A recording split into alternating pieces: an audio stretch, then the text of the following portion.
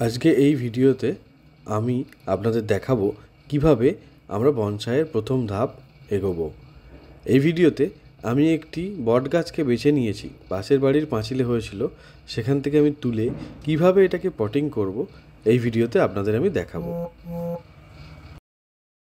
গাছটি তোলার পর আমি ভালো করে ধুয়ে নিয়েছি, কাদামাটি যা লেগেছিল এরকম করে পরিষ্কার করে নিয়েছি। এবার এটিকে পটিং করে দেব।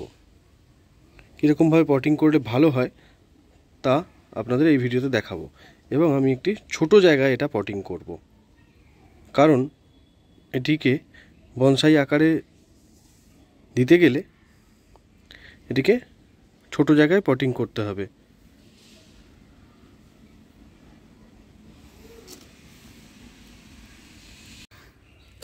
আমি এই টবটি নিয়ে নিয়েছি, আমার কাছে পুরনো একটি টব ছিল এবং তলায় কিছুটা ছিদ্র করে নিয়েছি। করে নিয়ে আমি তলায় কি করেছি, একটু বালি চালা ছিল, একটু কাঁকড় মানে নুড়ি পাথর ছিল, এগুলো দিয়ে তলাটা একটা বেস করে নিয়েছি। তার মধ্যে এবার আমি মাটি দেব। মাটি দিয়ে আমি এই গাছটাকে আমি পটিং করব। আমি এখন সার দেব না গাছটিতে, জাস্ট নর্মাল মাটিতে পটিং করব, যাতে গাছের বৃদ্ধিটা শুরু হয়। গাছটার যেহেতু গাছটির এখান থেকে মেন শিকড়টা ছিঁড়ে গিয়েছে, যাতে ওটি ঠিকভাবে গজায়, সেই কারণের জন্য আমি এখন কোনো সার বা কিছু প্রয়োগ করব না, সাধারণ মাটিতেই বসিয়ে রাখবো। পরবর্তীকালে আমি এটিকে রিপোর্টিং করার সময় তখন সার বা অন্য কিছু দিয়ে পটিং করবো, যেমনভাবে বনসাই আমরা পটিং করি।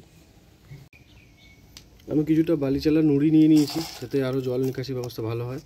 আর বাগানের নর্মাল গার্ডেন সয়েল নিয়ে নিয়েছি, জুড়ো করা মাটি। এটাকে কি করব, এটাকে এর মধ্যে মিক্স করে নেব। এটাকে এর মধ্যে ভালো করে মিক্স করে নেব। মিক্স করে নিয়ে ফার্স্টে এর মধ্যে আমি দিয়ে দেব, কিছুটা দিয়ে একটা লেয়ার করে নেব। তারপরে আমি গাছটিকে এই মাঝ বরাবর পটিং করব, কিন্তু আর একটু উঁচু হবে। মাটি সবটাই আমি এখানে দিচ্ছি, দিয়ে প্রয়োজন অনুযায়ী প্লেসমেন্ট করব।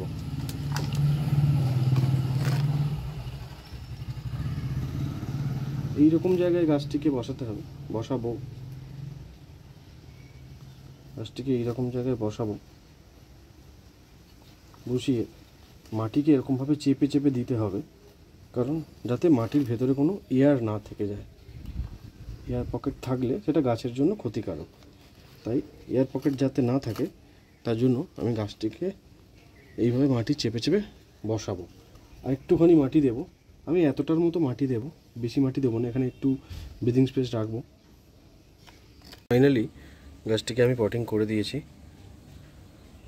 এবার এর মধ্যে একটু অল্প করে জল দিয়ে দেবো, যাতে মাটিটা একটু ভিজে যায় এবং বসে যায়। এটাকে নর্মাল বাইরেই আমি রেখে দেব,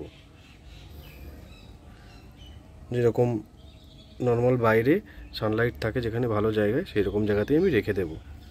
দেখা যাক এর পরের আপডেট আপনাদের দেব এই গাছটি নিয়ে, কতটা কি বড় হলো, কতদিনে বড় হলো।